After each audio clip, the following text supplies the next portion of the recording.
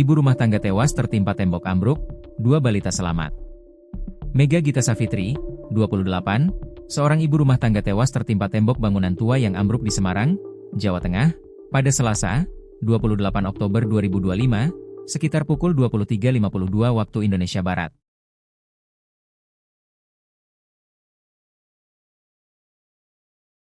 Peristiwa tragis itu terjadi saat korban dan keluarganya sedang tertidur di rumah yang berdempetan dengan bangunan peninggalan Belanda. Ais, 4, dan YAE, 7, dua anak balita korban berhasil diselamatkan dari timbunan reruntuhan setelah evakuasi dramatis oleh warga dan tim SAR.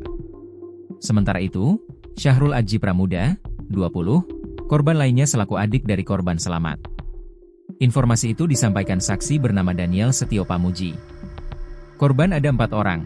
Mereka satu keluarga, ibu dan 2 anak kandungnya serta 1 orang pemuda adik dari korban meninggal dunia, ujarnya kepada Tribun, Rabu, 29 Oktober 2025. Pengamatan tribunjateng.com, sisi selatan bangunan rumah yang ambruk tersebut berdempetan dengan bangunan peninggalan Belanda.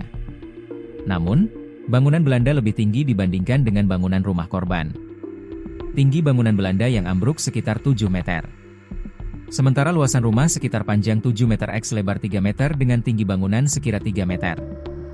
Bangunan itu terbagi menjadi 2 sekat kamar.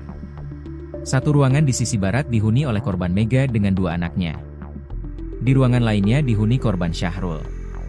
Suami dari Mega saat kejadian tidak di rumah karena sedang bekerja di luar kota. Menurut Daniel, bangunan Belanda tersebut difungsikan sebagai gudang. Pemilik bangunan merupakan warga Jakarta. Sebelum bangunan itu roboh, sempat terdengar suara gemuruh. Ada suara gemuruh lalu ada suara bruk. Adik korban, Syahrul Adji Pramuda, bisa keluar dari timbunan bangunan, ia lalu berteriak minta tolong, paparnya. Daniel yang mengetahui kejadian itu lantas melakukan evakuasi terhadap para korban dengan alat seadanya. Korban Ais bisa diselamatkan terlebih dahulu. Kemudian baru korban Yai. Korban Mega atau ibu kandung dari 2 anak tersebut ketika berhasil dievakuasi sudah dalam kondisi meninggal dunia. Ia alami luka parah di bagian kepala, bebernya. Kerabat korban, Rizal Koirul Rahman, 33, mengatakan, ketika peristiwa tembok ambruk seluruh kerabatnya sedang tidur pulas di rumah tersebut. Menurutnya, tembok bagian belakang rumah roboh karena faktor usia bangunan yang sudah lapuk. Dugaan seperti itu, karena bangunan tua, katanya.